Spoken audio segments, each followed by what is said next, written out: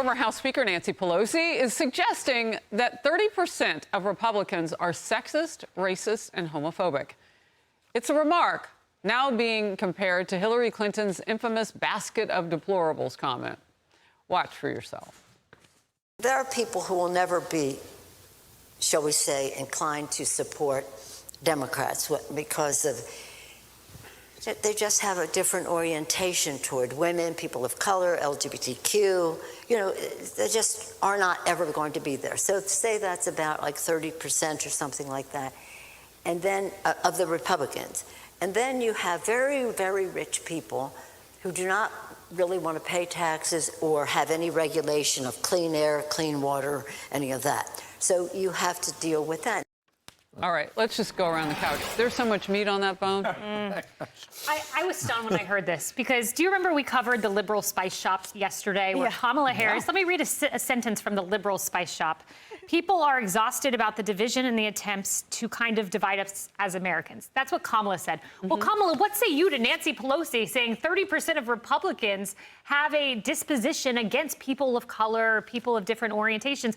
Maybe you need to go chat with Pelosi if you're worried about these divisions. This is nuts. They learn nothing from basket of deplorables. I will just say Kamala said tonight via the New York Times and some folks of hers talking to the New York Times, they don't plan on bringing up the racist, misogynist rhetoric of the Clinton years on the debate stage. So interesting if she chooses to leave that behind. Maybe she should leave Pelosi behind with it.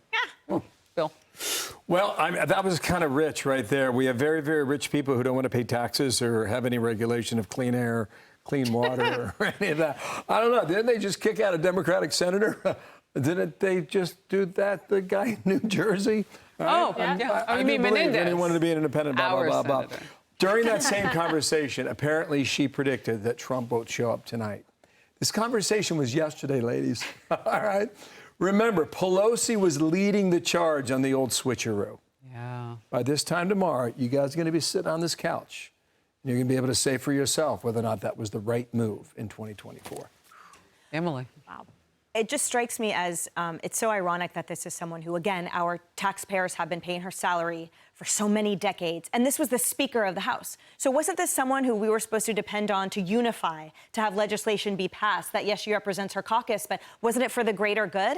And this kind of totally divisive, self-righteous commentary just keeps coming out of her. This was someone who, during COVID, enjoyed getting her hair done at the salon. This is someone who enjoys mansions in San Francisco behind gates and expensive ice cream. I mean, it just kills me that this elitism, this dripping condescension, the scorn with which she views Republicans, by the way, that's exactly how they all are. That's the whole point. So please, God help us, vote right on November 5th. But we're not surprised by much of that, I would think, because that's how she views Americans in general. Remember, she gave us you'll find out what's in it when it passes.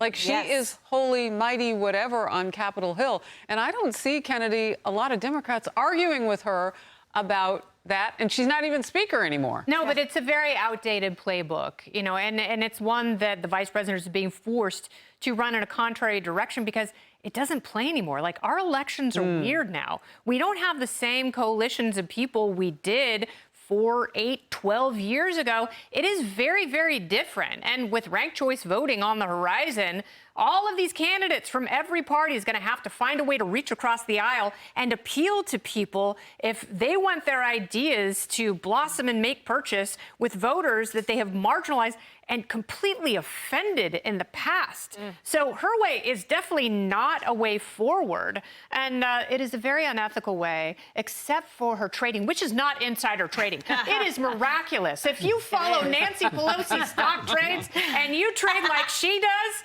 man, that is your retirement guaranteed. Who cares if Social Security goes bust? If you invest like she does, you're going to be rich. Invest like Everybody, that's the show. No.